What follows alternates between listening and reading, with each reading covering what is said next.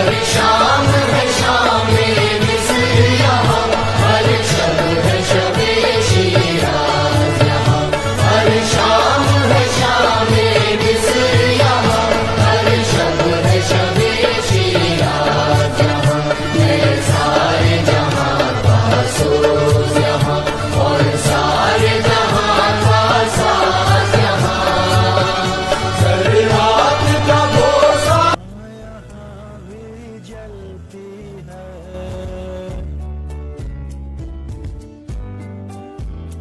इस दश्त के गोशे गोशे से एक जुए हयात उबलती है।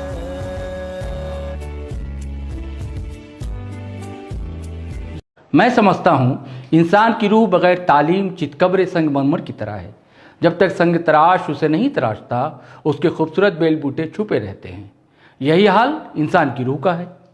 तालीम ही इंसान की रूह को खूबसूरत बनाती है। ये हम नहीं कह रहे, बरसों पहले उस शख्सियत ने कहा जो अपने ही समाज की उपेक्षा का शिकार हुआ।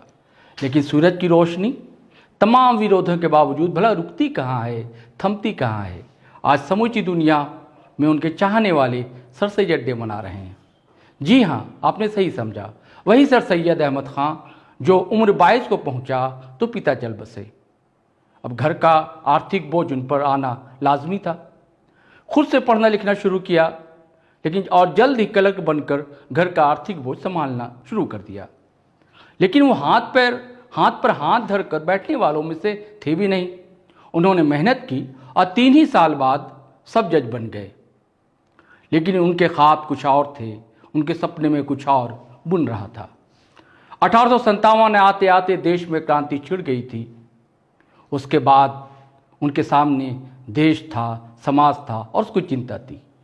खासकर मुस्लिम समाज में तालीम की बुबास का ना होना उन्हें हमेशा नींद से जगा देता, बेचैन करता रहा। आखिर सर सैयद ने 1875 में एक स्कूल शुरू कर दिया, जो बाद में मुस्लिम एंग्लो ओरिएंटल कॉलेज बना। फिर साल 1920 में अलीगढ़ मुस्लिम यूनिवर्सिटी, 1921 में ब्रिटिश हुकूमत ने इसे सेंट्रल यूनिवर्सिटी का दर्जा दे दिया। कहानी महज इतनी नहीं है जो हम या आप समझ रहे हैं। जब उन्होंने मदरसे के बीच आधुनिक शिक्षा देने की बात शुरू की तो उन्हें काफिर तक कहा गया। जब चंदा करने जाते तो लोग उनके मुंह पर थूक देते, लेकिन वो बुरा नहीं मानते। रुमाल निकालते और अपना चेहरा पोंछ लेते। तवाइफ से भी चंदा लेने में उन्होंने ना परहेज किया, ना ही वही सर सैयद जिन्होंने कुरान की आयतों को विज्ञान और तर्क की कसौटी पर परखने का काम किया। अब भला ये कट्टर लोगों को पसंद कैसे आता। उनके खिलाफ 68 फतवे जारी किए गए जिसमें उन्हें काफिर कहा गया। लेकिन मशहूर शायर अकबर इलाहाबादी कहते थे, सैयद काम करता था। और काजी अब्दुल सत्तार ने कहा था कि मुस्लिम यूनिवर्सिटी वो आयत निजात है जिसे सर सैयद ने आसमान से ज़मीन पर उतारा। सर सैयद जो कहा करता था, हिंदू और मुसलमान भारत की 2 आंखें हैं। आप जानते हैं उनके कॉलेज के पहले स्नातक ग्रेजुएट कौन थे? बाबेश्वरी प्रसाद।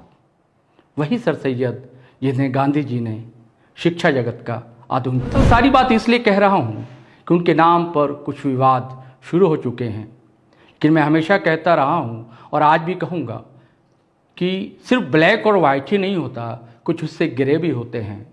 और हमें किसी भी व्यक्तित्व को, किसी भी शख्सियत को टोटलिटी में देखना चाहिए। इल्म वो रोशनी है जिससे समाज का अंधकार दूर होता है।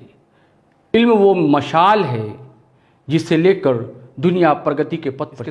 तो साथियों, आपको कहानी कैसी लगी, ज़रूर रोचक लगी होगी। और आप अगर फेसबुक पर देख रहे हैं तो फॉलो कर लें हमारा पेज, और अगर आप यूट्यूब चैनल देख रहे हैं हमारा, सब्सक्राइब कर लें और बेल आइकन दबाना हरगिज़ ना भूलें। धन्यवाद, शुक्रिया।